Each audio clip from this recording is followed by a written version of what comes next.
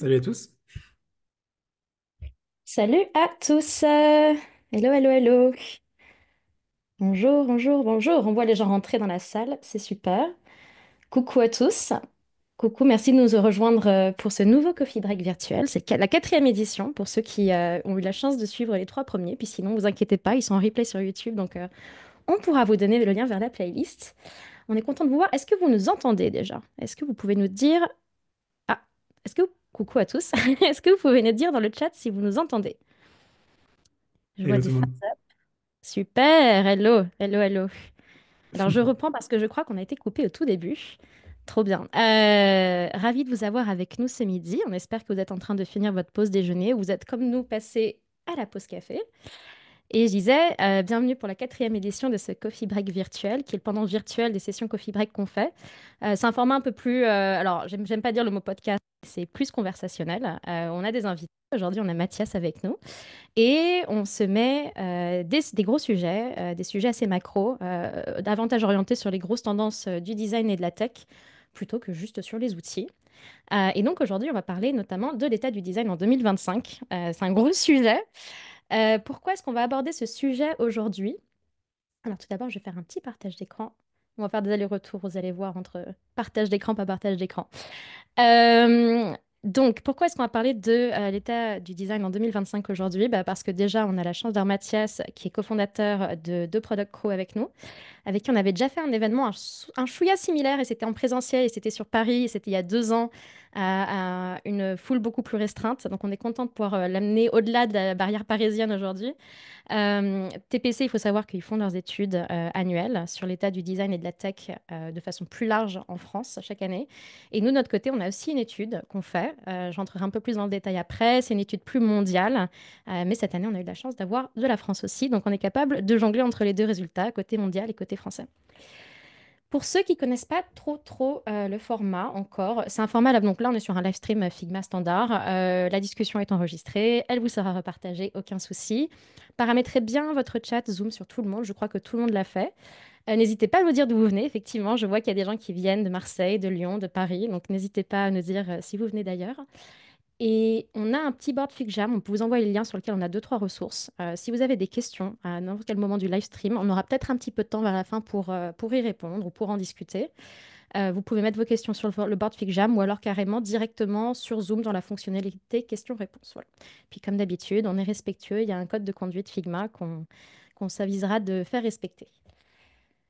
Donc, je reviens sur ce que je disais par rapport à l'étude qu'on a faite chez Figma. Si jamais vous voulez la voir, la version complète, je vous mets le QR code ici. Il y a un petit lien aussi pour y accéder. Mais en gros, c'est une étude qu'on mène chaque année qui s'appelle State of the Designer. Cette année, c'est la première année où on inclut non seulement les designers, mais aussi les développeurs dans cette étude. C'est une étude qui est très, très globale. Donc là, on avait plus de 1000 personnes qui ont répondu à la fois qualitativement et quantitativement. Et on a à peu près 10% cette année de représentation française, ce qui est assez chouette. Parmi je crois qu'on a 18 pays à peu près au total représentés dans le monde entier, y compris en Asie. Ce qui est assez chouette parce que du coup, ça nous permet aussi de comparer régionalement les tendances. Et à côté de ça, alors on n'a pas exactement les chiffres, on n'a pas l'étude en tant que telle à vous partager parce qu'elle est encore top secrète, mais Mathias en parlera mieux que moi. Il y a The Product Crew qui a fait leur étude annuelle beaucoup plus récemment. Il faut savoir que la nôtre, elle date un petit peu déjà de l'année dernière. Enfin, les recherches ont été faites l'année dernière avant même les élections américaines. Donc, faudra juste prendre ça avec des pincettes parce qu'effectivement, on sait très bien que le contexte aujourd'hui, géopolitique, macroéconomique et compagnie, a déjà énormément changé. Mais l'étude TPC, elle a le bonus d'avoir été faite là ces derniers mois. Elle est en train d'être compilée. Donc là, aujourd'hui, on va avoir en avant-première certains des premiers chiffres qui sont tombés. Et Mathias, j'imagine, vous partagera l'étude complète quand elle sera vraiment, vraiment prête. Donc voilà, commençons rapidement. Juste pour ceux... Mathias, j'ai beaucoup parlé. Pour ceux qui ne te connaissent pas, en 2 mots, présente-toi. Ouais, merci Alexa et je suis super content d'être là. Salut à tous. Merci pour l'invite aussi à toute la team Figma qui effectivement, comme tu le précisais, on adore collaborer, donc c'est toujours un grand plaisir. Pour me présenter très rapidement, j'ai eu deux chapitres dans ma vie très distincts. Premier, c'était a duré 10 ans. Je suis rentré dans la mode. J'ai été matrixé en rentrant chez Prada quand j'étais hyper jeune. Et ensuite, j'ai continué chez Dior, puis pour LVMH, dans plutôt la sphère marketing en réalité. Ça a duré 10 ans. J'ai vécu ça à Paris, puis en Asie, j'ai vécu aussi en Australie. Donc, de bons chapitres de vie assez loin de la tech. Et post-Covid, en rentrant en France, j'ai monté The Product Crew avec mon ami Mehdi, qui est devenu une communauté. Et aujourd'hui, on a, je pense, entre 10 et 15 000 designers, mais aussi product managers, développeurs, des gens en C-level dans la data, tous les métiers tech en réalité. Notre objectif, justement, c'est de réconcilier un peu tout le monde. Et on collabore, du coup, avec 800 entreprises pour les aider à recruter ces profils qui sont capables de faire des différences incroyables dans les boîtes tech. Et je pense qu'une des raisons pour lesquelles on voulait vraiment avoir Mathias et laisser perspective aujourd'hui, c'est ce que me dit, c'est que tu as vraiment les doigts sur le pouls de ce qui se passe au niveau du recrutement et de le marché du travail en France, au-delà même des études, enfin de l'étude que vous faites annuellement, il y a aussi juste le quotidien et tous les retours, on va dire, verbatim, ouais, tout le travail sur le terrain, en fait, où du coup, vous êtes vraiment, je pense, parmi les plus au courant des grandes tendances macro qui sont en train de se passer. Ouais, c'est un métier hyper, un métier assez incroyable en réalité d'être au centre effectivement des entreprises et des talents et de voir passer toute l'info. C'est une position vraiment privilégiée, effectivement. Et on a un petit peu cette chance aussi à Figma, mais d'une autre perspective, moins sur la partie emploi et plus sur la partie quotidien, Ops notamment. Et du coup, petit moment café, je ne sais pas si ceux qui nous ont rejoints dans le chat, vous avez aussi votre petit mug à la main. C'est quoi aujourd'hui, c'est quoi les gros, enfin, c'est quoi tes highlights pro ou perso en ce moment? Écoute, côté pro assez frénétique le début d'année. On voit effectivement plein d'évolutions sur le marché. On pourra en parler un petit peu plus en détail. On a lancé notre grande étude. Donc ouais, non, un début d'année assez dynamique. Et côté perso, je déménage à Marseille. Donc là, je vous parle du sud de la France. J'ai vu qu'il y a quelques personnes qui étaient là aussi dans le chat. Et puis, bah, écoute, ce week-end, marathon de Rome. Donc, voilà, je suis allé faire mon dernier entraînement ce matin et je prends l'avion samedi matin pour aller tenter un 3h30 au marathon de Rome. Wow. Je vous dirai si ça l'a fait. Écoute, on va peut-être se croiser parce que je vais à Rome ce week-end aussi. Je savais même pas que c'était le marathon, donc je suis en vacances la semaine prochaine, donc Énorme. on se captera. N'essaie pas d'aller au Colisée le dimanche matin, surtout, ça va être blindé. Bon, bah c'est bon à savoir. En tout cas, peut-être qu'on se croisera. Grave. Et ouais, effectivement, on aura l'occasion de revenir sur ton déménagement à Marseille parce que ça touche dans une pleine de problématiques qu'on a, qui est le télétravail. Voilà, voilà. Puis de notre Grave. côté Figma, je pense que les gens s'y attendent, mais on a config dans 2 mois. Donc, c'est config, config, config en ce moment. Puis, comme je disais, une petite pause de congé avant de reprendre et d'être en tout chousse pour la dernière ligne droite. Voilà, voilà. Alors, on va se lancer un petit peu dans notre discussion de façon plus concrète. Je voulais qu'on commence par aborder tout d'abord en fait juste l'état un peu général des choses, faire un petit peu la météo du marché de l'emploi design et tech en France, de ce qu'on observe, de ce qu'on entend. Alors, si je reviens, et je vais repartager mon écran très rapidement, si on revient sur ce qu'on sait à peu près aujourd'hui, selon l'étude Figma qu'on a faite, donc comme je dis, à prendre avec peut-être la petite pincette de maintenant ça date de 6 mois.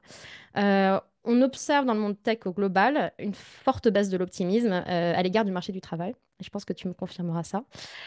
Notamment parce que la conjecture économique, bah, elle n'est pas dingo. Il y a eu beaucoup de pertes d'emplois côté tech américaine, évidemment. Tous les chiffres que je donne, enfin, à moins sauf si préciser, tous ces chiffres-là sont au niveau global. Donc, il faut les prendre voilà, au niveau macro. On se rend compte qu'il y a quand même 45% des designers dans le monde qui estiment que le marché de l'emploi s'est dégradé. Ce chiffre-là, juste pour les designers, c'est 3 fois plus que l'étude similaire de l'année précédente. Donc, c'est quand même pas dingue. Et on a à peu près la même proportion de développeurs qui sont du même avis. Et côté français, la tendance elle est encore plus marquée, si on regarde juste le subset français chez nous, puisqu'on avait 51% des personnes interrogées qui considéraient que le marché de l'emploi était en baisse, là où il y a un petit 27%, un petit quart qui voyait une amélioration. Donc on est plutôt sur une ambiance morose. Et toi, par rapport à l'étude donc, que vous venez de faire à l'instant, est-ce que tu penses que cela correspond au retour que tu as à la fois sur l'étude, mais aussi sur le terrain? Est-ce que tu constates cette même dégradation du marché de travail tech en France et surtout, enfin, comment tu trouves qu'elle se manifeste? Ouais, tout à fait. Bah écoute, les chiffres sont assez similaires. C'est compliqué actuellement sur le marché et je pense que tout le monde le sent. Il y a des transformations et en fait, euh, il y a des transformations qui sont conjoncturelles. Et donc effectivement, en effet, il y a une bulle qui a éclaté, une correction. Et la grande question, c'est est-ce que les changements sont aussi structurels, c'est-à-dire est-ce que l'IA est vraiment en train de modifier les métiers? Est-ce que l'évolution des entreprises tend vers effectivement moins de personnes et donc des équipes plus optimisées? Pour les designers, il y a aussi pas mal de grosses évolutions. Je pense que tout le monde le constate. Je suis curieux d'avoir dans les commentaires aussi ce que vous ressentez sur l'évolution de votre métier, du scope qu'on vous demande. Mais oui, de l'inquiétude clairement. Le sentiment global qu'on n'est pas nécessairement dans une crise, mais que le marché se dégrade, et une incertitude sur l'avenir. Ça, ces trois points-là, c'est clairement quelque chose qui ressort complètement à nouveau sur les réponses de ces derniers jours. Hmm. Et je sais que quand on en discutait un petit peu en amont en préparant ce live stream, tu parlais du fait qu'aujourd'hui, quand tu parles à des équipes qui recrutent, à des managers ou à juste des équipes, il y a une notion qui revient explicitement ou pas, c'est celle de dérisquer. Et en fait, il y a une espèce d'aversion au risque qui s'est mise en place de façon beaucoup plus prononcée ces derniers temps. Là où peut-être là au niveau tech, c'était plus la chasse au talent à tout prix. Là, on en rentre dans une perspective vraiment davantage de dérisquer. Et ce que tu me dis, c'est que ça se manifeste aussi par le type de profil qui est recherché, qui est priorisé dans le recrutement, et ce qui, entre guillemets, ferme des portes à peut-être plus de personnes que, il y avait que c'était le cas par rapport à ce qu'on a connu historiquement. Oui, Si tout à tu peux en fait. parler un peu plus. En fait, là, actuellement, ce qui devient compliqué, pour donner un peu une image, il y a 3 ans, si tu étais designer chez Blablacar, tu avais fait 2 3 ans chez Blablacar, tu étais dans une catégorie des stars du design, et donc tu pouvais faire à peu près n'importe quoi en design, changer de secteur, changer de taille de boîte. Tu avais, tu vois, un peu, je fais dans le cliché, mais le tampon est player. Aujourd'hui, il n'y a plus de e-player qui peut se balader d'un secteur à un autre. La reconversion ou le changement de secteur est super difficile, justement parce qu'effectivement, tu le mentionnes très bien, les founders, notamment les startups, ont une aversion au risque. Ils ont un gros challenge de la part des investisseurs sur le niveau de rentabilité. Et donc, ce qu'ils vont rechercher, c'est des personnes qui ont déjà eu l'impact business, design, qu'ils recherchent actuellement, mais dans leurs expériences passées. Et donc, en fait, leur vision de comment dérisquer, c'est prendre des gens qui ont déjà fait ça dans leur secteur avec des résultats tangibles. Et donc, ils vont aller chercher le profil vraiment 0,1% qui a fait exactement tout ce qu'ils recherchent sur la job desk. Et ça se manifeste vraiment très tangiblement sur les startups early stage, mais aussi de plus en plus dans les scale-up et même au-delà de la tech. Mmh. Mmh, mmh, mmh. Et je vois qu'il y a déjà des gens qui réagissent par rapport à ça dans le contexte. Petit aparté, est-ce que vous nous voyez en vidéo ou est-ce que vous n'entendez que le son de notre douce voix? Si vous pouvez nous le préciser en chat, s'il vous plaît. Ok, on vous voit, super. Merci beaucoup de confirmer. Voilà, C'est trop mieux avec la réactif. vidéo. Cool. Trop bien. Non, ce que je voulais revenir sur ce que tu disais. Je voyais des gens qui réagissaient par rapport à ça, qui disaient qu'ils en faisaient l'expérience directement, notamment pour ceux qui ont des profils moins linéaires, on va dire, qui ont justement fait, c'est un peu ces zigzags sectoriels ou qui ont mis la main à la pâte dans différentes entités du design ou de la tech. Et le risque que je vois se profiler dans cette chasse à des seniors ultra spécialisés, c'est déjà un rétrécissement pour les profils juniors qui n'ont même plus la même opportunité de se développer ou de se spécialiser qu'avant. Et puis même aussi la façon dont on va restreindre Enfin, je pense, enfin, moi, de mon point de vue très personnel et peut-être biaisé, une des choses qui a fait ou fait la richesse des métiers UX, des métiers product, des métiers design, c'est le fait qu'à un moment donné, comme c'est un métier qui n'existait pas, qui s'est créé from scratch, il y a beaucoup de gens d'horizons différents qui ont reconvergé vers ça, qui se sont reconvertis, qui ont apporté du coup des spécificités enfin, des points de vue et enfin, des spécialités très différentes, qui a beaucoup enrichi du coup enfin, la discipline en tant que telle. Et du coup, j'ai l'impression qu'on risque de perdre un petit peu ça.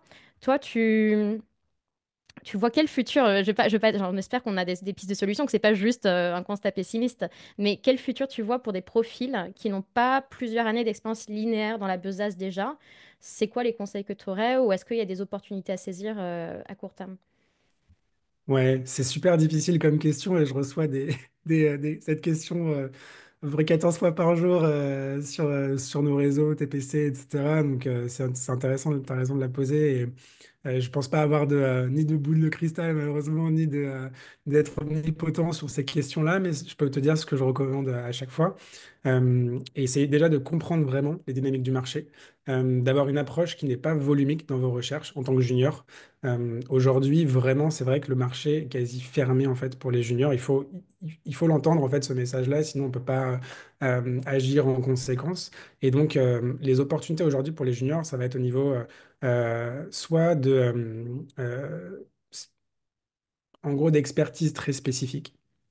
Vous allez réussir à développer des expertises super, super verticalisées. Vous allez pouvoir apporter rapidement de la valeur dessus, développer un track record et du coup, bah, être attractif et du coup, correspondre un petit peu à cette recherche que certaines boîtes ont. Peut-être pas nécessairement en CDI au début, mais en freelance. De dire, OK, j'ai besoin de bouger tel élément de ma stratégie design et j'ai besoin d'un expert qui va venir intervenir là-dessus. Et si vous arrivez avec un track record dessus, bah, en fait, vous êtes la personne la plus pertinente. Il y a aussi la voie de l'entrepreneuriat. En réalité, ce qui est intéressant avec ce qui se passe actuellement, pour donner aussi un peu une touche positive, c'est que l'outillage pour les designers et pour les équipes tech et les équipes non tech aussi est en train d'exploser et de donner des perspectives qu'on n'avait pas avant. Je pense notamment à Lovable, à des outils comme Bot. Je pense que Figma travaille aussi sur des features assez incroyables à ce niveau-là qui rendent certaines frontières qui étaient infranchissables avant, franchissables, et du coup donnent à une personne seule une capacité à avoir de l'impact qui est complètement dingue. Et donc, au-delà de votre recherche, de postuler aux offres, etc., je vous recommanderais vraiment d'essayer de trouver des sujets sur lesquels vous allez euh, expérimenter avec les derniers outils et sortir des choses de terre. Et vraiment, on n'a jamais été aussi équipé que maintenant pour créer un SaaS from scratch en quelques jours, même s'il est un peu bancal, c'est pas grave. Tester sur le terrain. Et ça, c'est vraiment ce qui démarque, je pense, les profils juniors actuellement. Ceux qui se laissent pas trop abattre, qui sortent un petit peu du track. J'ai fait mon bootcamp, je me suis formé, je postule à toutes les offres. C'est ceux qui, je trouve, vont chercher un milliard de projets à réaliser et du coup, en fait, ça crée une espèce d'effet snowball autour d'eux. Mhm. Et je pense que, ça aurait été la même direction que j'aurais donné en tant que conseil, qui est créer en gros, enfin, devenez le profil que les boîtes demandent et du coup, créer ça pour vous et créer ce track record pour vous. Et comme tu le dis, tu as les outils aujourd'hui qui permettent de le faire ou qui permettent d'aller dans cette direction-là beaucoup plus vite, même si c'est pas forcément des produits fonctionnels MVP, mais au minima, enfin, se lancer des mini-défis, des mini-projets et expérimenter et construire en gros le portfolio qui est attendu à la sortie. Et pour revenir du coup sur cette notion de le marché quand même, enfin les managers des risques, on voit aussi qu'il y a quand même une grosse tendance très forte à chercher des profils seniors et notamment des profils. Mm. Les mots qui reviennent souvent, j'ai l'impression, il y a deux parties. Il y a la partie business impact, où on voit que tout le monde commence à dire les designers aujourd'hui, c'est pas juste du design. En gros, on arrête de faire du pixel pushing, c'est business impact, business impact, business impact. Il faut qu'on parle business, il faut qu'on s'aligne au prix au À fond. business, il faut qu'on arrive à être dans le business. Et l'autre chose, c'est un mot très vague qui flotte partout, qui s'appelle le craft. Et donc le craft, notamment dans le contexte de l'IA, on en parle beaucoup. J'ai pas forcément l'impression que tout le monde le définit pareil ou le comprend de la même façon. Enfin, je pense qu'il y a quelque chose. On sent bien qu'il y a un truc qui est important, qui est un truc un peu éphéméral de quelle est la valeur qu'un designer ou que des gens. J'aime pas forcément réduire ça forcément que au design. Je pense juste n'importe qui a envie de construire un bon produit. Et un bon produit, c'est pas juste l'interface, c'est aussi derrière la tech. Enfin, c'est tout le monde travaille ensemble pour construire ça. Donc en gros, les gens qui veulent faire des bons produits, il y a un truc qui se passe à un moment donné et c'est défini comme craft. Est-ce que toi, tu vois ce mot, enfin, ce concept de craft revenir dans les conversations que vous avez avec les gens qui cherchent à recruter et comment est-ce qu'il est compris par le marché du travail? C'est quoi les choses que concrètement les gens cherchent quand ils parlent de craft? Ouais, c'est hyper intéressant comme question. Et effectivement, si à chaque fois on me demandait dans des briefs pour recruter un super profil, je disais, mais tu penses quoi derrière le mot craft? Je pense que tout le monde serait là, oui, bon. Et ça me prendrait assez longtemps à sortir une définition un peu claire de ce que veut vraiment dire la personne. Je pense que si on peut reprendre une métaphore, en fait, craft, c'est l'artisanat, en fait. Si on y réfléchit, c'est le côté, ton savoir manuel, tu vois. Enfin, je prends des exemples du luxe parce que c'est aussi une partie de ma carrière, mais quand on parlait de craftsmanship chez Dior ou au sujet de boîtes comme Hermès, c'était vraiment les artisans qui avaient développé un savoir-faire, un art extrêmement poussé de la base de leur métier. Et donc, je pense que le craft pour un designer, cette capacité à mettre un niveau de soin absolument extraordinaire sur tout ce qu'il va produire et en gros de le faire ressentir, tu vois, à l'utilisateur final. Et je pense que quand il y a un niveau de soin incroyable qui a été donné à l'UI, à l'UX, ça se sent. Il y a des produits comme ça, quand on les utilise, on a une émotion. Et je pense que c'est très lié à cette définition de craft. Et je dirais effectivement, voilà, cette capacité à mettre un niveau d'amour et de sens du détail Mm. dans ce qu'on produit. Et aussi, souvent, les recruteurs, quand ils disent je veux quelqu'un qui est capable de faire du craft, c'est aussi qui va pas être, quand bien même c'est un peu être un rôle de manager, qui va pas être juste en train de manager ses équipes, mais qui va vraiment montrer l'exemple, qui va aller sur le terrain, qui va se mouiller, qui va prendre le risque de montrer comment il travaille sur des détails et essayer justement d'élever un peu le niveau, de montrer l'exemple, de mentorer sur des domaines qui auraient pu paraître il y a 3 ans un peu, bon, ok, bah, c'est le job des IC, moi je suis manager, je vais pas m'en occuper, etc. Plus en plus, on nous demande ça, personne qui est capable de faire vraiment le grand écart de la stratégie au terrain, et donc du craft au management design et à la vision. Je sais pas si ça répond à ta question. Si, ça répond. Après, j'avoue que j'aurais peut-être un argument pour dire que le management skill, enfin les skill sets de management, c'est du craft en tant que tel. Je pense qu'il y a, je pense qu'on ne sait pas juste l'approche terrain, mais je pense que, tout enfin, ce qui résonne dans ce que tu dis, c'est la partie care, c'est la partie où en gros, être quelqu'un qui fait du craft, c'est quelqu'un qui en a quelque chose à faire et qui veut bien faire les choses et qui met beaucoup de volonté pour ça. J'ai vu pas plus tard qu'hier passer un post de un des designers qui travaille à Notion. Qui disait en gros, voici les questions que nous on utilise pour recruter des designers font preuve de beaucoup de craft. Et parmi les questions, c'est des questions comme quelle est une chose que tu t'es appris à toi-même? Donc, encore une fois, c'est côté de agency, de se dire, OK, on a quelqu'un qui est tellement motivé qu'il va aller chercher des choses par lui-même ou par elle-même. Euh, Combien de temps est-ce que ça t'a pris pour ce projet design? Et je pense pas qu'ils s'attendent à ce qu'une réponse courte ou longue soit forcément la bonne réponse, mais je pense que c'est comment est-ce qu'on explique derrière le processus. Quel est ton design detail, enfin ton détail design préféré? Et quelle serait une chose que tu ferais différemment, que tu critiquerais sur ton propre projet? Donc voilà, cette capacité à pousser, à prendre des prises d'initiative et à toujours aller chercher plus loin, pas la perfection, mais en tout cas j'allais dire le mot beauté, c'est pas le mot beauté, pas beauté dans le sens esthétique, mais le beau produit dans le sens le produit bien fait. Donc, voilà. Ouais, tout à fait. Et là-dessus, c'est un point intéressant, tu vois, quand tu regardes un peu les designers, par exemple chez Linear ou dans des boîtes qui ont un peu explosé ou qui sont considérées comme du gold standard, tu vois, sur le SaaS B2B, voire B2C, Mm, je trouve que le terme de taste revient pas mal maintenant, alors que mm. ça avait été complètement effacé de l'équation, notamment depuis 1 an et demi, où on veut de l'impact business, etc. On dirait que comme un petit bourgeon, tu vois, qui veut pas partir quand même, la dimension créative, la dimension émotionnelle du design qui quand même revient un petit peu après 18 mois où il fallait faire du design impact driven, business, conversion, tout ça. Enfin, ouais, je jette des mots-clés un petit peu Ouais, en mais c'est brief, intéressant parce tu que vois, mais c'est super intéressant parce que ça va un peu, c'est une dichotomie intéressante parce que c'est la partie qui est très dure à mesurer du design en fait. On sait qu'elle existe, mais elle est ultra dure à quantifier. Donc quand on parle effectivement des comex, des execs, il y a des gens qui comprennent. Il y a des gens qui comprennent. Je pense notamment par exemple Airbnb, le fondateur de Airbnb, c'est un designer. Je suis sûre qu'ils n'ont pas trop de mal à le convaincre que de la valeur émotionnelle, enfin que la plus-value que ça amène. Quand on a des gens en face qui sont pas formés pareil, bah, ça peut être plus compliqué à avoir comme conversation. Et donc, il y a ce côté un peu, on dérisque, on essaye de dérisquer au maximum les recrutements, on essaie de dérisquer au maximum. Mais quand même, à un moment donné, on va se rendre compte qu'en fait, il y a un truc de compétition qui fait que si on est tous pareils et qu'on fait tous des trucs metrics driven, bah, à un moment donné, c'est pas là que le plaisir d'utilisation, je pense notamment à des produits B2C, mais parfois c'est aussi du B2B, parce que Figma, fondamentalement, est B2B. Et c'est un peu le même délire d'avoir quand même des moments de delight, des moments où on accroche et on embarque les utilisateurs émotionnellement. Et donc voilà, c'est ça qui exactement. fait la différence entre les produits à la fin.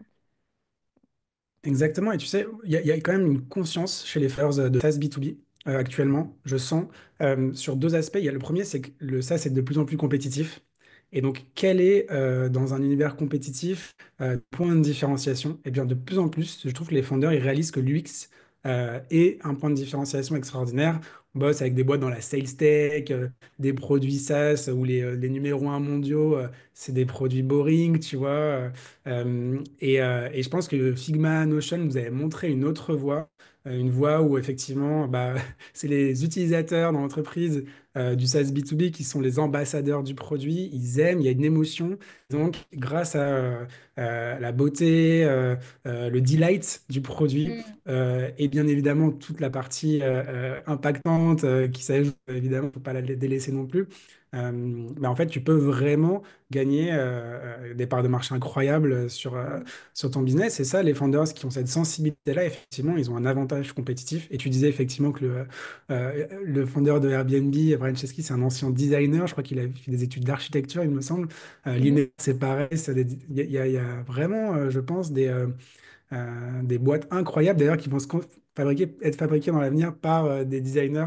Donc s'il y a des entrepreneurs aussi en ce moment dans l'audience qui galèrent à trouver un job et qui ont la fibre entrepreneuriale, sachez que les moments de doute, comme ça, d'incertitude de marché, c'est toujours des moments où en fait les plus grandes Tout à fait. barrières sautent.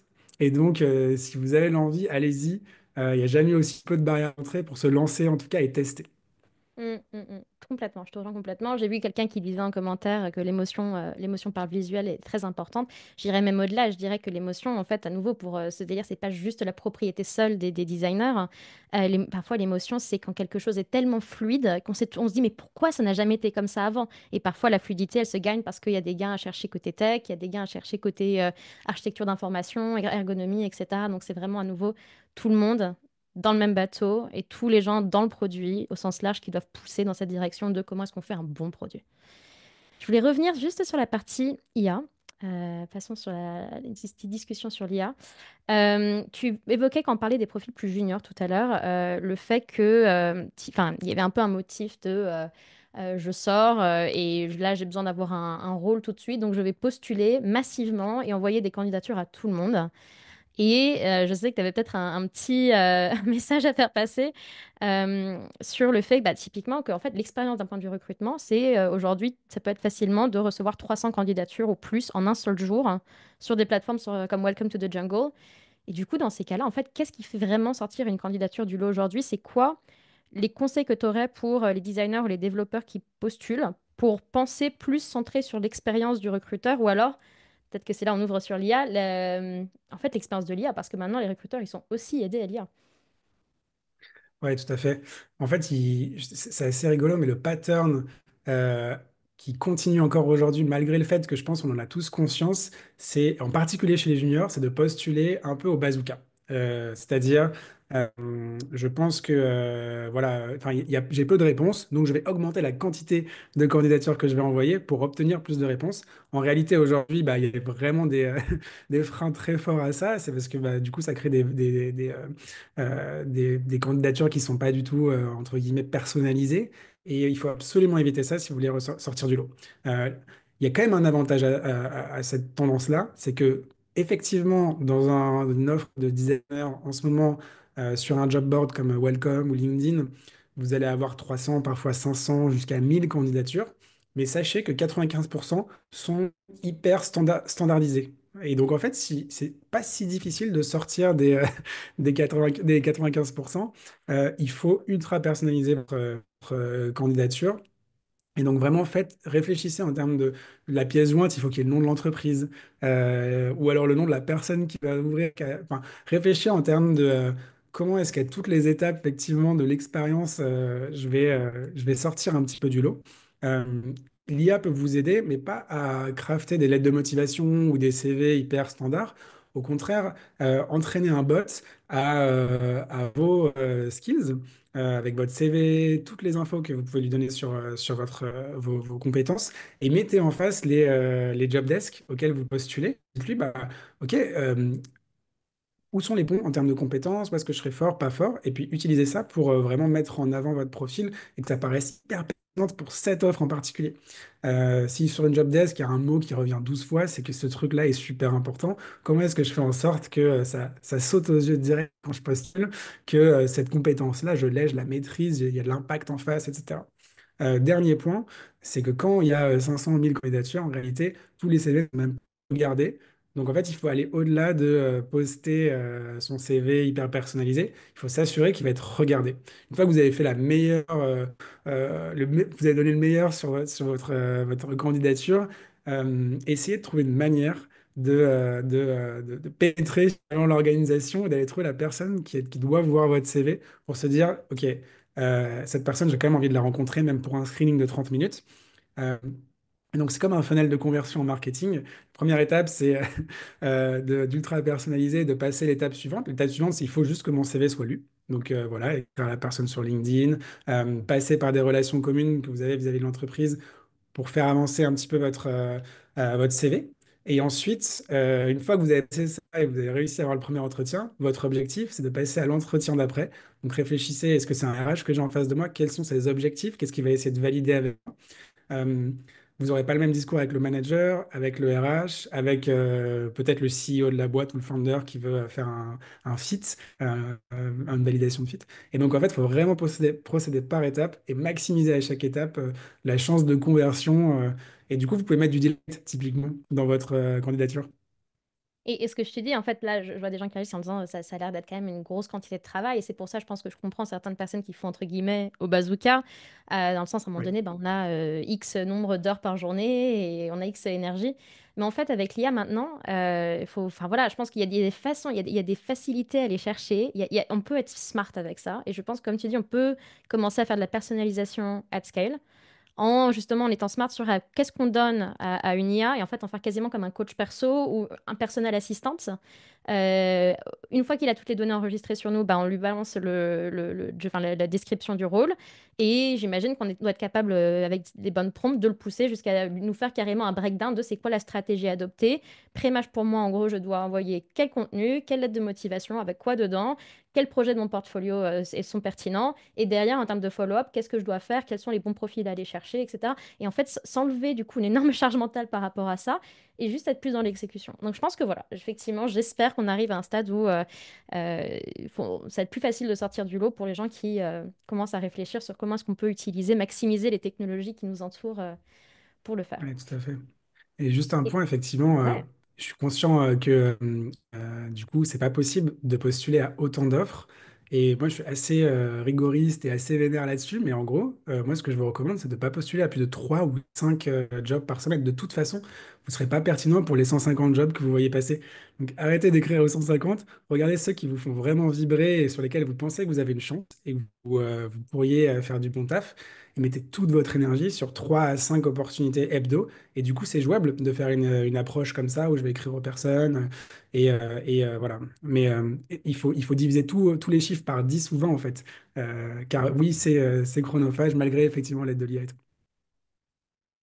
Et du coup, vu qu'on est sur le sujet de l'IA, donc, c'est qu'on a ces nouveaux outils à disposition. Et du coup, je voulais qu'on aborde aussi un petit peu l'impact de l'IA sur le quotidien des équipes et ce qu'on voit se profiler. Alors, pour revenir un peu sur l'étude Figma, ce qu'on voit de façon générale, là, c'est qu'il y a quand même... C'est intéressant. On est sur une phase où les attitudes changent. On est en train de passer du buzz à une certaine forme d'optimisme. Et je ne sais pas si forcément tout le monde s'y attendait. Et je pense que alors, cet optimisme, nous, on l'observe principalement du côté des développeurs davantage que du côté des designers. Il faut savoir que d'un point de vue mondial, étonnamment, peut-être, moi je ne m'y attendais pas en tout cas, c'est l'Asie. C'est tous les pays asiatiques, donc Corée, Australie, Japon, Inde, etc., Singapour, qui sont un peu les leaders du pack en termes de l'optimisme vis-à-vis de l'IA, puisqu'on a 65% des développeurs plutôt optimistes, enfin plus optimistes pour l'avenir de leur métier maintenant qu'il y a l'IA. En Europe, on est plus prudent. Je pense que ça, on s'y attendait peut-être plus. En Europe, pardon, de façon générale, on a 47% des sondés qui se disent optimistes. Ça reste quand même la moitié, donc c'est pas non plus inintéressant. Et on voit que l'impact anticipé de l'IA sur les organisations reste plus faible enfin non, plus élevé que même qu'aux USA. Euh, Bref, ça pour dire qu'on est plutôt dans un truc optimiste, de globalement. Après, on reste en phase expérimentale. Donc, il y a une espèce d'optimisme qui commence à se profiler. Et encore une fois, je le mets davantage du côté des devs, parce que c'est là où on a les plus gros retours de résultats. Après, quand on voit les trucs, comment ça se traduit concrètement, on a seulement 16% des designers et des développeurs qui disent de façon globale dans le monde que l'IA a eu un impact vraiment significatif sur leur façon de travailler. C'est pas beaucoup. Et alors, un petit point, les pauses françaises. Ce qui est intéressant dans nos chiffres, c'est que la France, déclarativement, est le pays le moins avancé de tous les 18 pays sondés sur l'intégration de fonctionnalités IA dans leurs produits. 32% des designers et développeurs affirment que l'IA n'a pas encore eu d'impact du tout sur les fonctionnalités de leurs produits, contre 19% des développeurs et designers mondiaux. Cocorico. Et je trouve ça assez original comme chiffre, compte tenu des enjeux stratégiques qu'on a mis en avant, d'un point de vue même, je dirais, géopolitique quasiment, autour de l'IA. Je pense à Mistral qui se démarque avec le chat. Je pense à des boîtes quand même de tech, de start-up qu'on a, start-up scale-up comme Photoroom qui sont françaises. Et donc, je trouve ça assez intéressant. Je me demande comment est-ce que toi, tu interprètes ces chiffres. Est-ce que tu sens que il y a peut-être une certaine résistance gauloise autour des sujets de développement de workflow ou de fonctionnalité IA, ou peut-être que c'est un gap culturel en fait, où il y a d'un côté, il y a le monde startup rêvé, et de l'autre côté, il y a la réalité du terrain. Est-ce que c'est côté corpo que ça bloque? Toi, tu interpréterais ça comment? Ouais, effectivement, je pense que déjà, il y a un truc très profondément culturel où en France, on a un petit peu de temps à absorber tu vois, les évolutions technologiques. Il y a toujours un grand débat. Après, il y a aussi une grande tu vois, attention justement qui est portée à l'impact en fait des technologies. Et ça fait de nous des êtres un petit peu plus prudents, je pense, que par exemple les anglo-saxons et les Mm. asiatiques. Ça aussi, comme on l'a dit, un développement économique très fort ces dernières décennies. Et en fait, toute la technologie est vue comme hyper positive. Donc, ça m'étonne pas au final, pour avoir vécu Alors, à il y a Hong Kong Asie et et pas Asie, mal hein, parce voyagé. que, ouais, il y a Asie et Asie. J'allais dire parce qu'il y a des pays où effectivement je vois ça, puis enfin, j'ai des collègues à Singapour, au Japon, etc. Et c'est pas du tout les mêmes cultures de pays à pays. Donc, je pense qu'effectivement, ce Ah que ouais, tu as clairement. raison, je pense que notamment tout ce qui est Asie du Sud-Est et Inde drive beaucoup ce sentiment. Mm. À fond, ouais, ouais. Et c'est vrai que alors, pour avoir pas mal vécu et travaillé avec les Japonais et les Coréens, les Sud-Coréens, ils ont vraiment une relation assez rigolote entre la tradition et justement l'innovation. C'est des pays où ils adorent les robots, ils adorent la tech et en même temps ils sont très très traditionnalistes. Donc il y a cette un peu peut-être un peu comme on a aussi en France vis-à-vis de la technologie quoi, euh, des euh, des côtés très intéressés et en même temps prudents. Enfin c'est assez fou à observer. Et pour revenir du coup sur la France, c'est vrai qu'on est champions. Ça c'est beau. C'est notamment lié au fait qu'on a les meilleurs mathématiciens quasiment au monde, sincèrement. Enfin, beaucoup de gens disent ça. Et c'est vrai que les centraliens qu'on sort, les polytechniciens, c'est fou. Enfin, tu regardes les patrons de la data dans toutes les boîtes américaines, c'est pas de l'IA, la data, c'est des Français. On a su sortir un Mistral, il y a des photorooms. Après, c'est des flagships, tu vois. Mm. Ça augure pas nécessairement qu'il y ait une homogénéité au niveau de l'écosystème tech et de maturité et d'adoption sur l'IA. Et je crois que sur l'AI Summit, on l'a bien vu. Mm. On a eu un Macron qui s'est transformé en VRP de l'IA en France parce que l'un des points qui nous freine, c'est l'investissement des grands groupes. Et tu posais la question, je pense que déjà, de un, beaucoup vont vers des solutions un peu numéro un, leader mondial, et du coup, beaucoup vers des solutions américaines. Et ça freine peut-être un petit peu le développement en France, l'adoption, tu vois. Est-ce que les grands groupes devraient prendre Mistral Ça va plutôt être que intéressant de voir, OpenAI? et dans le contexte actuel notamment, où on va sans doute se poser la question de notre relation vis-à-vis ouais, des solutions, en gros, non endémiques, on va dire. Exactement, ouais. Ça va être très intéressant de voir l'évolution vis-à-vis de ça. Ce que je vois, moi, sur le terrain, en parlant aux équipes, en termes d'impact, c'est qu'il y a une espèce de grand écart un peu entre... Alors, je vois des grands groupes qui s'y mettent. Je vois des grands groupes qui s'y mettent, mais ils en font en fait, c'est très top-down comme approche dans les grands groupes. Ce qu'on voit, c'est l'IA est définie comme un axe stratégique de la transformation digitale. Il y a quelqu'un tout en haut qui dit on va faire de l'IA, et derrière, en gros, c'est le reste des équipes, du management, middle management, qui doivent se trouver comment on fait de l'IA. Et comment est-ce qu'on va articuler ça? Et donc, je pense que le temps que ça fasse la cascade, on n'y est pas encore arrivé sur l'impact terrain forcément, mais il y a des choses qui sont en train de se passer et il y a des têtes qui sont en train d'y réfléchir. Et à côté de ça, que ce soit dans des grands groupes ou ailleurs, mais je pense que c'est souvent dans des contextes où les gens sont quand même assez flexibles avec leur méthode de travail, donc c'est pas forcément dans des endroits où les process prennent énormément de place. On voit beaucoup d'initiatives isolées, on va dire, de certaines orgues, de designers qui, alors je veux dire, shout-out à Deezer et à Florian pour ceux qui le connaissent, mais des designers qui mettent la main à la pâte dans le code et qui construisent par exemple leur propre plugin from scratch pour améliorer leur processus design system ou leur processus opérationnel en n'ayant aucune expérience de code. Mais maintenant, l'IA leur permet au moins de monter un certain niveau MVP qu'ils peuvent checker avec leurs développeurs. Donc on voit des initiatives un peu isolées de quelqu'un qui se dit, moi j'ai une amélioration à faire dans mon coin, et ben je vais la faire, et en plus comme ça j'apprendrai, et ça va avoir un impact. Donc on voit ça, on voit aussi beaucoup de gens qui commencent à tester des produits pour créer des MVP très simples ou aller sur du prototypage de façon très très rapide. Et donc voilà, je pense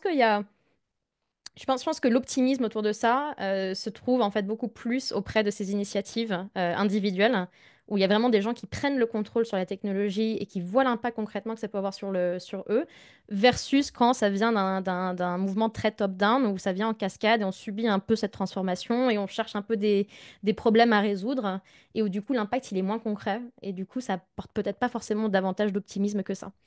Donc voilà, c'est un Ah peu mais à ma fond, et je question. pousse soit à 2000% ce que tu dis, c'est extraordinaire. Enfin, typiquement, dans les grands groupes, si vous êtes designer en grand groupe, allez sur Lovable et essayez de sortir les idées, les MVP que vous avez. Vous allez halluciner de la capacité que vous avez entre les mains à justement à driver du changement. Et j'ajouterais, pour construire un peu sur ce que tu as dit, mais en gros, OK, les solutions IA, c'est beaucoup, voilà, on parle des mathématiciens, data, etc. Mais en réalité, si on réfléchit un petit peu aux frontières pour que l'IA soit adoptée, c'est beaucoup une histoire du X. Et donc, les designers ont un rôle extraordinaire à jouer dans l'adoption de l'IA. Euh, Jusqu'à il y a même quelques mois, on était là, oui, en fait, les modèles fondationnels sont là où la valeur se trouve. Tout ce qui va rouaper de ChatGPT pour ajouter une petite couche, etc., n'a aucune valeur, ça va se casser la gueule. Et en fait, avec les agents et les succès qu'on voit aujourd'hui de startups, en fait, c'est tout le contraire, les AI wrappers. Donc, en fait, ce qui va rajouter une couche Hmm. d'UX à ChatGPT ou à des modèles fondationnels sont là où se trouve la valeur parce qu'en fait, ils créent le bridge entre la technologie et l'usage humain. Et donc ça, c'est drivé par des designers. Et si vous regardez Lovable, je pense que j'arrête pas d'en parler parce que juste c'est extraordinaire ce qui se passe avec ça. Et typiquement pour les designers, c'est magnifique parce que t'as pas à écrire une ligne de code, mais par contre, tu peux créer lui très rapidement et ensuite la fine-tuner. Mais et je pense que très vite sur Figma, vous allez aussi avoir ça et c'est juste extraordinaire, quoi.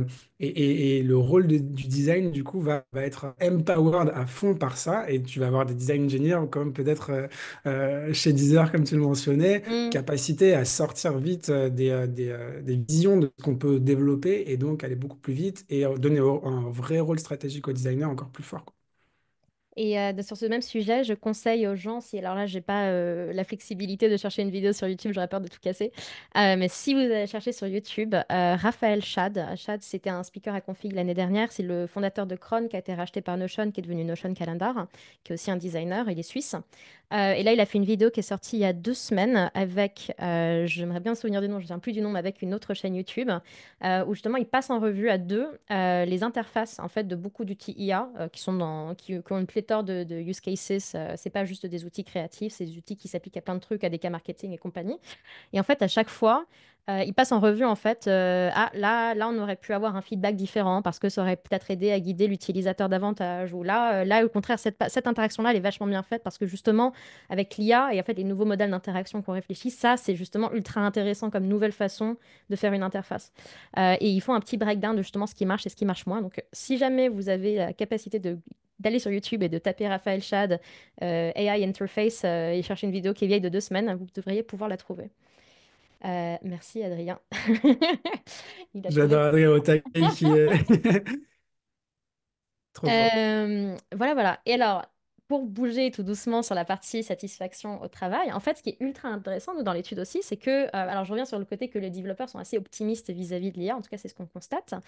On constate aussi, de notre côté, une espèce de corrélation, en fait, entre le fait de voir l'IA avoir un impact significatif sur ses méthodes de travail et la satisfaction au travail. ce qui est étonnant. Enfin, étonnant, moi ça m'étonne pas, mais je pense qu'il y a des personnes qui pourraient être étonnées de ça, et notamment chez les devs. Donc, je disais, 49% des devs qui se disent satisfaits ou très satisfaits au travail déclarent que l'IA a transformé leur workflow individuel, d'ores et déjà. Là où, en fait, seulement 30, enfin, 34% des devs qui, eux, sont peu satisfaits ou très peu satisfaits, disent que l'IA a effectivement changé quelque chose. Donc, déjà, on peut se dire, est-ce que l'IA pour les managers qui cherchent à avoir de la rétention, c'est pas un axe intéressant en termes de enable et peut-être même encourager les équipes à bypasser les process en place et leur donner plus de flexibilité dans les façons dont ils travaillent, dont ils expérimentent pour travailler. Ça peut être un point de vue intéressant. Et de façon générale, voilà, je voulais qu'on aborde le sujet de la satisfaction au travail aujourd'hui, des clés de rétention. On voit ce qu'on a parlé tout à l'heure d'une ambiance plutôt morose sur le marché du travail. Euh, Ce qui est intéressant, nous, sur les chiffres qu'on a eu, mais à nouveau, à mettre en contexte sur le fait que c'était il y a à peu près 6 mois et que les choses changent vite, c'est que même s'il y avait cette ambiance morose sur le marché du travail, la satisfaction au quotidien au travail avait augmenté parmi les gens qu'on a sondés. Ça avait augmenté pour plus d'un tiers des sondés et ça n'avait baissé que pour 20% d'entre eux. Donc, euh, c'est intéressant de voir qu'il y a un peu une dichotomie entre les deux. J'ai vu un peu les chiffres en avance de l'étude TPC. Je me demande si cette question-là, elle n'est pas aussi biaisée davantage enfin, vers les développeurs que vers les designers, parce que les chiffres TPC, là, tout récent, tout frais, sortis du four, ils font état de 52% de devs satisfaits de la culture tech de leur entreprise, là où il y a quand même 50% de designers qui trouvent que eux, au contraire, la culture design de leur entreprise est complètement insuffisante. Donc je me demande s'il n'y a pas un peu de ça. Toi, de ton côté, là, sur ce que tu vois aujourd'hui, Mathias, est-ce que tu sens que la satisfaction il y a cette même satisfaction, on va dire, chez les talents en France, ou est-ce que les gens cherchent plutôt à partir? C'est quoi ce qui se passe en termes de, on va dire, de package général, salarial, les façons de travailler au quotidien? Qu'est-ce que tu as l'impression qui impacte aujourd'hui la satisfaction ou la rétention? Peut-être qu'on peut commencer par parler salaire rapidement, parce que je sais que c'est une partie de votre étude. Oui, tout à fait. Bah, en tout cas, l'intention de changer d'emploi dans les 12 mois, c'est 50%, quasiment exactement 50% cette année. Ça augmente un peu par rapport à l'année dernière. Et la première raison de vouloir changer d'emploi, vouloir partir, c'est souhaite augmenter sa rémunération à 43%. Et l'an dernier, c'était déjà le numéro un, mais c'était 3 fois moindre. Et que 16%, je crois, des gens qui disaient, je veux partir, mais parce que je veux augmenter ma rémunération. Il y en a aussi beaucoup qui veulent des nouveaux challenges et qui ne sont pas en phase avec le management. C'est un peu ça les trois grandes raisons de partir. Pour mettre au regard, à l'inverse, les raisons de rester, c'est je développe des nouvelles compétences. Donc ça rejoint totalement ce que tu disais, Alexia, sur Hmm. des managers qui t'équipent de l'IA et qui te donnent, tu vois, les clés pour te développer. La deuxième chose, c'est les perspectives d'évolution. C'est super dur en ce moment pour les managers, il faut quand même le souligner. Ils ont en général au-dessus des directions qui veulent optimiser les coûts, qui veulent chercher de la renta. Comment est-ce que tu gardes en tant que manager cette dynamique positive voilà, de donner des perspectives quand même aux gens, alors que peut-être toi-même, tu t'en as pas, t'es pas très armé par ton management. Et enfin, se sentir challengé au quotidien, il y a quand même beaucoup de gens voilà, qui kiffent au final. Hmm. Bah, ça va avec l'évolution, l'évolution continue, mais donc c'est quand même des éléments assez intéressants. Sur la rémunération, ce qu'on voit, c'est que les designers cette année, bah, en fait, la courbe s'est éclatée. Donc, en fait, il n'y a plus d'évolution des salaires cette année, alors que toutes les années précédentes, y compris même en 2023, on voyait des évolutions. Donc, et si on tient compte de l'inflation, effectivement, on peut considérer même que du coup, bah, il y a une légère déflation des salaires, en fait, compte Hmm. tenu du pouvoir d'achat. Donc voilà, et j'ai un peu perdu ta question, il y en avait plusieurs en Non, même non, mais temps. c'est. Ouais, Euh, ouais, t'inquiète pas, mais je pourrais reprendre le fil là. Mais ce qui est intéressant dans ce que tu dis, ce que je retiens, c'est que, donc, pour revenir, il y a des. En gros, aujourd'hui, ceux qui veulent partir, et il y en a pas mal, mais ceux qui veulent partir, c'est motivé quand même très majoritairement par la question salariale. En parallèle de ça, on voit que l'évolution du salaire au global sur toute l'industrie, elle est quasiment nulle. Il n'y a pas beaucoup de progression d'année en année, et voire du coup, comme tu dis, c'est quasiment même une déflation par rapport à l'inflation. Donc, c'est pas, encore une fois, on revient sur le fait que enfin, le marché du travail est un peu morose. Donc, je me demande s'il n'y a pas cette espèce de tension entre l'herbe un peu plus verte ailleurs, et en vrai, elle n'est pas forcément tellement parce que tout le monde est un peu dans le même bateau actuellement. Donc, en fait, tout le monde a un peu les mêmes galères sur la partie rémunération. À voir si les gens arrivent quand même à débloquer via des conversations pour monter en seniorité, etc. Mais à rôle équivalent, je pense que visiblement, ça peut être des conversations compliquées aujourd'hui. Et du coup, reste effectivement au-delà de la question salariale, c'est quoi les autres trucs qui apportent enfin, de la satisfaction au quotidien, qui nous drive. Et donc, pour revenir effectivement sur, si on est un manager, laisser de la liberté aux équipes, de s'approprier les processus, de ne pas les boxer dans on fait ça comme ça et pas d'autre façon, leur donner un peu de la prise d'initiative, les empower pour utiliser de nouvelles façons de travailler, ultra important. Un autre truc qu'on voit nous aussi beaucoup dans l'étude qu'on a fait avec Figma, c'est l'importance de la collaboration. C'est-à-dire qu'on voit qu'il y a un niveau très très fort de corrélation entre les pratiques de collaboration et l'outillage de collaboration et la satisfaction au travail. On voit que, je vais repartager mon écran très très rapidement pour pouvoir partager les chiffres.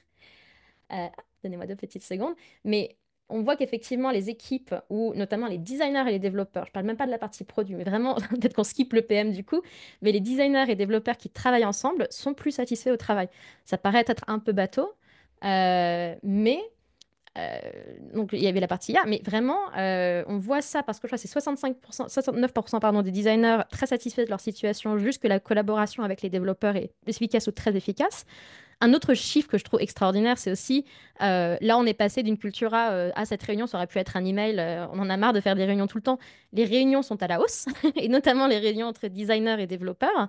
Donc, visiblement, on a bien quand même se retrouver et parler ensemble. Et d'ailleurs, je crois que sur tous les pays qu'on a sondés, la France, à nouveau, Cocorico, est en tête sur la proximité de collaboration, puisque il y a 62% des designers qu'on a interrogés qui déclarent travailler avec des devs tous les jours. En tout cas, avoir des contacts quotidiens avec des développeurs. Et donc, je pense que ça rejoint ce que je sais que un des trucs dont tu parlais en ce moment, c'est aussi le fait qu'avoir des équipes de développement un peu plus lean sans PM. Donc, à nouveau, ce côté genre designer, développeur, on est besties et ensemble, on trouve que le travail est quand même vachement plus rigolo tous les deux, quitte à, à mettre un peu de côté les intermédiaires. Euh, et voilà, je rebondis sur l'outillage, mais on voit aussi qu'il y a une corrélation très forte entre notamment les outils de design collaboratif et la satisfaction des designers et l'usage de whiteboarding, de façon intéressante, des outils de whiteboarding collaboratif et la satisfaction des devs. Moi, mon hypothèse, c'est que tout ça, ça traduit surtout euh, la valeur à donner qu'on donne à la fluidité des échanges, c'est-à-dire qu'on ne veut pas se casser la tête à devoir faire he say, she say, faire le téléphone arabe tout le temps, avoir les communications qui sont déformées au fur et à mesure de ce qu'on dit. Enfin, on veut avoir des communications fluides et directes avec les gens avec qui on travaille.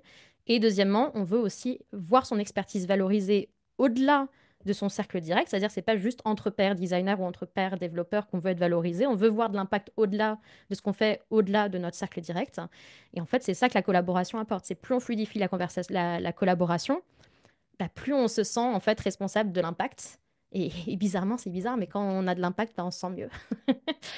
C'est un peu ça. Ouais, non, mais je te rejoins complètement. Et juste pour finir là-dessus, ça m'étonne pas du tout, en fait, lorsque la communication entre les équipes dev et design est meilleure, tu ships plus, il y a une symbiose, en fait, et c'est ce que recherchent toutes les boîtes qui se développent très vite en ce moment. Il y a le cas extrême de sortir de la dynamique product manager. D'ailleurs, c'est au config que ce truc a été lancé avec Brian Chesky et votre CEO, et je pense qu'on en parle encore. Donc, c'est vraiment un truc. Et je vois de plus en plus, honnêtement, de startups en France qui ont suivi ce modèle-là, où le designer vraiment est le product manager, en fait. Euh, on en parlera d'ailleurs avec le founding de l'IN prochainement, et ils sont vraiment typiquement pionniers là-dessus. Mais du coup, ça montre qu'il y a une bouillonnance aussi de l'organisation, des méthodes. Donc il va y avoir des nouvelles choses qui vont sortir aussi à l'avenir là, sur la Hmm. collaboration. Et c'est pas écrit que les métiers vont rester figés. Au contraire, je pense que les scopes, même les noms de métiers vont évoluer euh, avec tout ce qu'on a discuté jusqu'à présent. Merci, ouais, je suis d'accord. Je suis d'accord. On va lancer un petit sondage très rapide, juste pour, parce que c'est ce qu'on fait d'habitude, pour voir si le format vous convient et ce que vous pensez du sujet de la discussion et avoir des conseils aussi pour comment est-ce que vous voudrez le voir évoluer ou d'autres sujets que vous voudriez voir abordés. Donc, on lance ça en parallèle, on continue la conversation. Je vois qu'on a quelques questions dans le Q&A, on se laissera une petite minute à la fin pour y répondre, parce qu'elles n'ont pas l'air ultra complexes. Je voulais juste faire un tout dernier point, on va essayer d'être rapide, parce qu'on arrive vraiment à la fin, sur la partie télétravail. Je sais que toi, tu es passé à Marseille. Et alors, sans rentrer dans tout le détail de toutes les questions que j'avais prévu de te poser, au global, télétravail, ça reste ou ça part? Ah là Voilà, là, ouais, quatre. ça c'est terrible. C'est terrible, là j'ai l'impression que je vais me prendre des tomates virtuelles. Je suis content d'avoir mon ordi et pas dans une salle physique avec vous. Mais ouais, le télétravail est en train de prendre une grosse claque. En tout cas, le full remote. Le full remote Oui, est vraiment en train de prendre une grosse claque. Il s'est passé, enfin moi je vous donne les chiffres qu'on a chez TPC. On était à 71% d'offres ouvertes au full remote en 2022. 2023, ça a commencé à baisser. 2024, on était à peu près stable autour de 25-24%. Et là, depuis le début de l'année, de toutes les offres, je crois qu'on est tombé autour des 15-16%, peut-être 17%. Et donc ouais, il y a encore une décélération continue du full remote. Je dirais que ça devient un peu un edge pour certaines boîtes qui veulent, en gros, recruter des super talents. Et c'est une opportunité incroyable pour beaucoup de boîtes qui n'ont pas un projet ultra sexy, énormément de fonds, de ressources, etc., pour aller chercher quand même des super talents. Parce que la réalité, c'est qu'il y a beaucoup de gens qui ont quitté Paris et qui, du coup, sont un peu obligés d'aller chercher des jobs en full remote. Mais voilà, c'est en train de devenir très minoritaire et je vois pas trop la tendance se retourner. Parce que si on regarde du côté culturel, des messages que véhiculent les grandes mm, entreprises américaines qui sont quand même assez drivers là-dessus, on voit qu'il y a un retour progressif. L'hybride, en revanche, est quasiment un no-brainer. C'est-à-dire qu'aujourd'hui, je crois qu'il y a plus de 70% des gens qui sont soit à 2 ou 3 jours de télétravail hebdo. C'est vraiment nos le, chiffres, ils sont encore plus élevés. Alors après, je ne sais pas exactement, parce qu'on n'a pas mesuré exactement le nombre de jours en télétravail, mais on a mesuré la flexibilité de gens qui disent que eux, ils sont en mesure de travailler un peu à la maison de façon au moins temporaire. Ok, trop cool. Ouais, bah, en tout cas, c'est une immense majorité et je pense que l'hybride ne va pas trop reculer. Je crois qu'on est à 0,3% de gens qui sont full présentiel. Donc, c'est pour vous dire quoi. Mais cela dit, il y a encore des irréductibles. Et nous, on a encore des boîtes qui nous contactent en nous disant, oui, alors on veut recruter des gens qui sont 5 jours au bureau, etc. C'est très compliqué. On a du mal à les aider, très sincèrement. C'est très très Donc, compliqué. Et alors, je veux tempérer parce qu'effectivement, on peut se dire, zut, c'est la fin de la fête, on n'a plus de full télétravail. Juste pour donner un peu de relief à ça, on est les meilleurs du monde, hein, les gars. C'est pire ailleurs.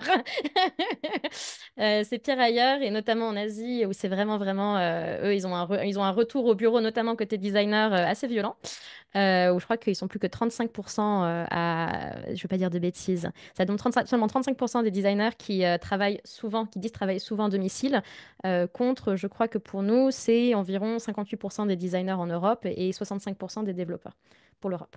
Donc, voilà, on prend avec des pincettes, on relativise. Certes, c'est un peu dommage qu'on perde ça. À nouveau, par contre, on voit qu'il y a quand même, c'est bien entériné que le travail de façon hybride et le fait de donner de la flexibilité aux employés, ça apporte de la satisfaction et c'est important de le faire. Donc, effectivement, comme tu dis, aujourd'hui, ceux qui veulent faire passer en full présentiel, c'est plus compliqué pour trouver les bons talents. Mais effectivement, le full remote, peut-être en train de doucement, doucement passer du côté de l'horizon. ouais, c'est ça. En fait, soit tu vois la coupe à moitié et tu dis le full remote disparaît, soit tu dis c'est bon, on a gagné la guerre de l'hybride et on va quand même pouvoir garder notre télétravail hebdo. Et ça, c'est quand même le plus important parce que quand tu regardes ce que veulent les gens, Mm, à part les irréductibles de peur et effectivement les personnes qui ont un projet de vie qui les oblige finalement à demander le full remote, la grande, grande majorité des gens, ce qu'ils veulent, c'est de la flexibilité. À partir du moment où on leur donne la flex de venir un peu au bureau, d'avoir de l'expérience sociale, mais aussi de pouvoir gérer leur vie avec plus de liberté, en fait, les gens sont quand même le plus satisfaits. mm, mm.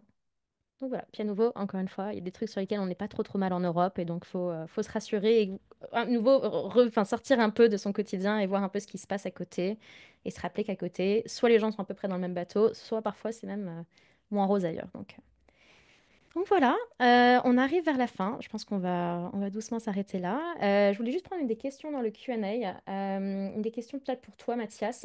Est-ce que tu aurais des exemples de chatbots ou d'assistants IA, en tout cas d'outils à utiliser pour optimiser ces candidatures? Tu recommanderais quelles IA?